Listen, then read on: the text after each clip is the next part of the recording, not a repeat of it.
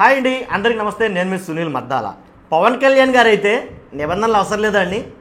పవన్ కళ్యాణ్ గారికి అయితే నిబంధనలు పట్టింపు ఉండవా అండి? ఎందుకంటే టీటీడీ అధికారులు పవన్ కళ్యాణ్ గారు ఏదైతే తిరుమల పర్యటన ఉందో ఇంకా నిజంగా ఒక అత్యుత్సాహం ప్రదర్శించారు అనేది కనుక చాలామంది మాట్లాడుకుంటున్న మాటలు. ఎందుకంత అత్యుత్సాహం ప్రదర్శించాలి? అసలు పవన్ కళ్యాణ్ గారు ఏం చేశారు? ఆయనకి నిబంధనలు వర్తించకపోవడం ఏంటి? ఉప ముఖ్యమంత్రి వర్యులు కాబట్టి ఆయనకి అయితే నిబంధనలు ఏముండవు. కాబట్టి మిగిలిన వారు ఎవరైనా చేస్తే కనుక ఎక్కడ లేని రూల్స్ అండ్ రెగ్యులేషన్స్ గుర్తుకొచ్చేస్తాయి. కాబట్టి అవతల ఉన్నది పవన్ కళ్యాణ్ గారు కాబట్టి ఆ రూల్స్ అండ్ రెగ్యులేషన్స్ ఆయనకి ఏమీ అవసరం లేదు. అంతే కదా? అసలు ఏం జరిగిందంటే చెప్పే ముందు ఖచ్చితంగా మీ బాధ్యతగా ఒక లైక్ అయితే చేయండి. చాలామందికి అధికారంలో ఉండే ఒక రకంగా, అధికారంలో లేని వాళ్ళకి ఒక రకంగా రూల్స్ మార్చడం కరెక్టేనంటారా అనే దాని మీద ఈ వీడియో వెళ్ళబోతుంది. కానీ ఖచ్చితంగా మీ బాధ్యతగా లైక్ చేయండి. లైక్ చేస్తే ఈ వీడియో ఎక్కువ మందికి షేర్ అవుతుంది. తెలియాల్సిన ఇన్ఫర్మేషన్ ప్రతి ఒక్కరికి తెలుస్తుంది. అంతేకాదు ఈ వీడియో ఎండ్ వరకు చూసి మీ బాధ్యత ప్రకారంగా మీ అమూల్యమైన అభిప్రాయాన్ని కామెంట్ రూపంలో తెలియజేయండి. మీరైతే ఏం మాట్లాడతారో, నేను మాట్లాడేది ఇది, మీరేం మాట్లాడతారో కామెంట్ రూపంలో రాయండి. నాతో పాటు నలుగురు చదువుతారు ఖచ్చితంగా. అంతేకాదు 100% మన ఛానల్ని కొత్తగా చూస్తుంటే కనుక పక్కాగా సబ్స్క్రైబ్ చేసుకోండి. ప్రజల సమస్యల మీద మాత్రమే మన వీడియోలు ఉంటాయి. కాబట్టి 100% లైక్ చేయండి, సబ్స్క్రైబ్ చేయండి, షేర్ చేయండి. ఏంటంటే పవన్ కళ్యాణ్ గారికి ఎక్కడా కూడా నిబంధనలు వర్తించాల.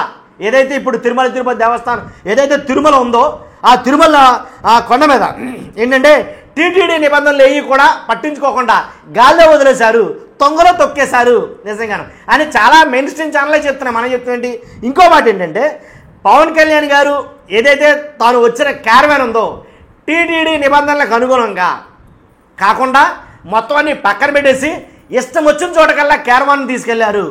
అదేనండి, పవన్ కళ్యాణ్ గారు ఎక్కువ వస్తారు కదా బస్సు, దాన్ని క్యారవాన్ అంటారు. సో అది ఎక్కడికి పడితే అక్కడికి, ఇంకా అలా ఇలా కాదు, మొత్తం అన్ని చోట్లకైతే కనుక దాన్ని తిప్పారు. కానీ ఎందుకు తిప్పితే నష్టం ఉంది? తిరగొచ్చు, ఏంటంటే ఉప ముఖ్యమంత్రి వర్యులు కదా అని మీరు కొంతమంది అనవచ్చు. కానీ కొన్ని నిబంధనలు అంటూ ఉన్నాయి టీటీడీకి. ఆ నిబంధనలు మించి మీరు చేశారు. కాబట్టి వేరే వాళ్ళు అయితే కనుక కుదరదు. ఎందుకంటే అప్పుడు ఏదంటే యాక్ట్ 30 గుర్తొస్తుంది. జగన్మోహన్ రెడ్డి గారు వెళ్ళాలన్నా లేకపోతే ఇతరత్ర అంటే నచ్చని వాళ్ళు ఎవరన్నా, అధికారంలో లేని వాళ్ళు ఎవరన్నా వెళ్ళాలంటే కనుక యాక్ట్ 30 గుర్తొస్తుందేమో అని మాట్లాడుతున్నారండి వైసీపీ నాయకులు. అంతేకాదు ఇంకా ఏమేం చేశారంటే ఎవరైతే పవన్ కళ్యాణ్ గారి పిల్లలు ఉన్నారో, కుమార్తెలు ఉన్నారో వాళ్ళిద్దరిని తీసుకుని మహాద్వార ప్రవేశం కూడా చేశారు.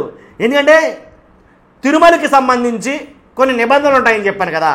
పిల్లలకి మహాద్వార ప్రవేశం నిషేధం, అంటే లోపలికి వెళ్ళడానికి ఒప్పుకోరు. ఎందుకంటే అది ఒక నిబంధన, తిరుమలకు ఉండే ముఖ్యమైన నిబంధనలో అదో నిబంధన. కాబట్టి పిల్లలను తీసుకుని, తమ కుమార్తెలను తీసుకుని మహాద్వార ప్రవేశం అయితే కనుక పవన్ కళ్యాణ్ గారు చేశారు. మరి ఎలా అనుమతించారు? ఇప్పుడు అదే టీటీడీ నాయకులు ఎలా అనుమతించారు పవన్ కళ్యాణ్ గారికి? నాకు అర్థం కాల. కాబట్టి అది కరెక్ట్ కాదు కదా. పవన్ కళ్యాణ్ గారిని లోపలికి పంపాలనుకోవడం తప్పు లేదు. పవన్ కళ్యాణ్ గారు భార్యను పంపినా తప్పు లేదు, ఎందుకంటే పెద్దవాళ్ళు కాబట్టి. పిల్లలకి నిషేధం అని అన్నప్పుడు ఆయన కుమార్తెలను ఎలా పంపారు? ఇదే ఎక్కువ ఇప్పుడు సోషల్ మీడియాలో కానీ మెయిన్ స్ట్రీమ్ ఛానల్స్లో కానీ కొంతమంది మాట్లాడుకున్న టాపిక్ ఇదే. సో నాకైతే కొన్ని సందేహాలు ఉండిపోయినాయి. ఇదే సందేహం, పంపొచ్చా పంపకూడదా? ఎందుకంటే తమ కుమార్తెల్ని కూడా పెట్టుకుని తీసుకెళ్లారు. అంటే పిల్లలకి ప్రవేశం నిషేధం అన్నారు కదా, వాళ్ళు కొంచెం పెద్దవాళ్ళుగా ఉన్నారు కదా, అందువల్ల కూడా పెట్టుకుని తీసుకెళ్లారా ఏంటి? లేదంటే ఒకవేళ ముఖ్యమంత్రులకు కానీ ఉప ముఖ్యమంత్రులకు కానీ ఎమ్మెల్యేలకు కానీ అధికారంలో ఉన్నవాళ్ళకి కానీ ఏమన్నా నిబంధనల్లో సడలింపు ఉంటుందా? మనవాళ్ళే పర్వాలేదు అనే టైప్ ఏమైనా ఉంటుందా అక్కడ కూడా? చాలామంది అనుకుంటున్నారండి. కాబట్టి ఈ టీటీడీ అధికారులు కొంచెం అత్యుత్సాహం ప్రదర్శించారు అని అయితే మాట్లాడుతున్నారు. ఎందుకంటే వేరే వాళ్ళు వస్తే కనుక బోర్డులో పెడుతున్నారు, అవన్నీ చేస్తారు, ఇప్పుడు చేయలేదండి అని కొంతమంది మాట్లాడుకున్నారు. నేనేం మాట్లాడుతున్నా మీకు అర్థమవుతుంది క్లియర్గా, నాకు తెలుసు ఆ విషయం, సంతకాలు కట్టరా. కాబట్టి ఇప్పుడు ఏం అవసరం లేదా నాకు తెలిసి. ఎందుకంటే అట్లు గొడవ పక్కనట్రా బాబు, అసలు నిబంధనలే గాలికి వదిలేశారు అని అంటారా? నిజంగా కూడా నిబంధనలే గాలికి వదిలేశారు కాబట్టి క్యారవాన్ 4 గుళ్ళో కూడా తిరుగుతుంది అక్కడ పవన్ కళ్యాణ్ గారిది. ఎవరైనా ఒకటేనండి, సహజంగా ఏ రూల్ అనేది రూల్ ఫర్ అలా అనేది ఆల్, ఖచ్చితంగా ఎవరికైనా ఒకటే. కాబట్టి పవన్ కళ్యాణ్ గారికి అది మాత్రం ఉండకపోవచ్చు. మరి ఎందుకనో మరి అంత అత్యుత్సాహం ప్రదర్శించారు టీటీడీ నాయకులని చాలామంది అయితే కనుక విమర్శలు చేస్తున్నారు. మన మామూలు కాదు అసలు. కాబట్టి టీటీడీలో ఉన్న నిబంధనలన్నీ తొంగలోకి తొక్కేసి గాల్లోకి వదిలేసి ఇవాళ ఆయన తిరిగిన ప్రతి చోట కూడా ఏం అసలు మన మామూలు కథగా ఇష్టారాజ్యంగా అయితే కనుక అక్కడ జరిగింది అనేది విమర్శలు చాలా వస్తున్నాయి. కాబట్టి దీనిపైన మీ అభిప్రాయం ఏంటి? అందరికీ ఒకటే రూల్ ఉండాలంటారా, లేకపోతే సెపరేట్గా ఉండాలంటారా? ఏదైతే దీక్ష ఉందో ఆయన చేసినటువంటి 11 రోజుల దీక్ష లడ్డూ కల్తీ వ్యవహారం మీద, ఆ 11 రోజుల దీక్ష కంప్లీట్ అయిపోయింది. కాబట్టి ఆ దీక్షను విరమించడానికి పవన్ కళ్యాణ్ గారు తిరుమల వెళ్ళారు. దాన్ని ఉద్దేశించి జరిగిన ఈ తప్పులు తడకలన్నీ అక్కడ జరిగినాయి. కాబట్టి దీక్ష విరమించేశారంటే న్యాయం జరిగిపోయినట్టేనా? తిరుమల లడ్డూ కల్తీ వ్యవహారం మీద ఆల్రెడీ సుప్రీంకోర్టు ఏడాపేడ వాయించినట్టుంది చాలామందిని. కాబట్టి మ్యాక్సిమం న్యాయం జరిగిపోయినట్టేనా నా అభిప్రాయం.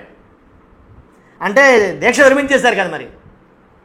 కాబట్టి 100% మనం ఏదైతే మనం మాట్లాడుతున్నామో అది మాట్లాడొచ్చో మాట్లాడకూడదో కూడా తెలియకుండా మాట్లాడొద్దని సుప్రీంకోర్టే హితవు పలికింది. సుప్రీంకోర్టే హెచ్చరించింది, హితవు పలకడం కాదు, హెచ్చరించింది.